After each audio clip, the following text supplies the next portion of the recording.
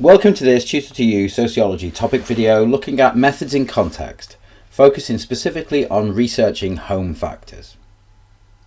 In previous videos, we've explained how methods in context is about applying your understanding of research methods to a specific context in education which we'll also have knowledge about. As a recap, methods in context asks you to consider three things: how you are going to conduct your research, the method, who you're researching, parents, pupils, teachers, and what are you researching, the issue. In this video, we're going to look at some of the possible home factors that researchers might choose to investigate, and the practical, ethical, and theoretical issues they may face when doing so. Let's look at some of the home factors we've seen on the specification. Well, material deprivation is one of the home factors that has multiple impacts on education: poor nutrition, poor housing, illness, part-time working, stress and anxiety, to name but a few. Cultural attitudes are a second at-home factor, with differences based on social class and ethnic background being a concern for researchers, as can the way that parents socialise their children, particularly into gendered identities. Furthermore, parenting styles, the structure of the family, and role models at home could all be investigated by sociologists and have all been covered as reasons for differences in educational experience throughout the specification.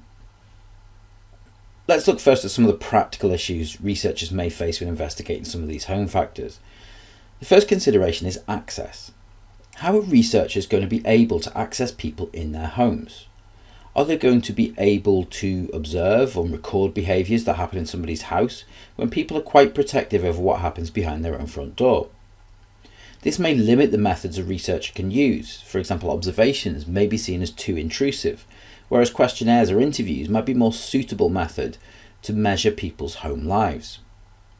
Time is another issue with home factors.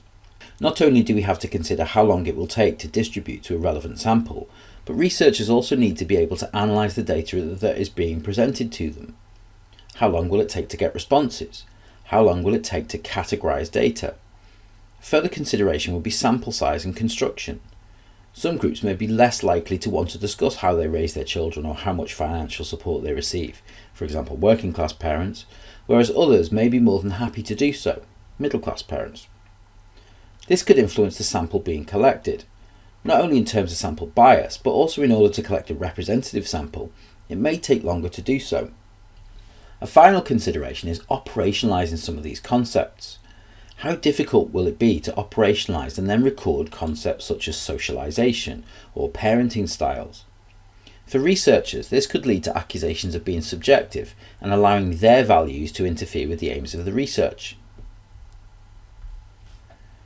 There are lots of ethical issues with research and home factors. Many of the issues in education that stem from home background will be sensitive topics for parents and children to discuss. Many issues could have wider impacts, such as involvement with social services, which will be difficult for researchers to get people to discuss. Furthermore, researchers may witness potential harm to children or become aware of issues that would need to be reported to local authorities. Safeguarding concerns may arise if investigating children and finding out they're being neglected, or if they disclose issues of neglect or domestic violence through interviews or questionnaires. Researchers may even witness illegal behaviours such as drug use, which would give them an ethical dilemma as to whether or not to report it. And finally, consent. In researching home issues, a researcher is going to need consent from parents to investigate these issues, which will be difficult for some methods such as observations, which may be too intrusive. If they were to research these issues undercover, how would parents react to judgments being made about their child rearing skills? Even less intrusive methods such as questionnaires could have lower levels of consent amongst those that are suspicious of the researcher's intentions. Moving on to some of the theoretical issues, well, home factors are more likely to be judged based upon researchers' subjective interpretation of parenting styles, cultural background, or role models. Some methods, such as official statistics, might be useful in judging issues such as material deprivation, but even statistics could be said to be subjective, with varying definitions of what level of income constitutes deprivation. A second consideration is validity. With researcher-present methods such as interviews and observations, we may get a good insight into people's lives, but how will the researcher know what they are seeing and hearing is correct? The presence of a researcher may alter the behaviour of respondents.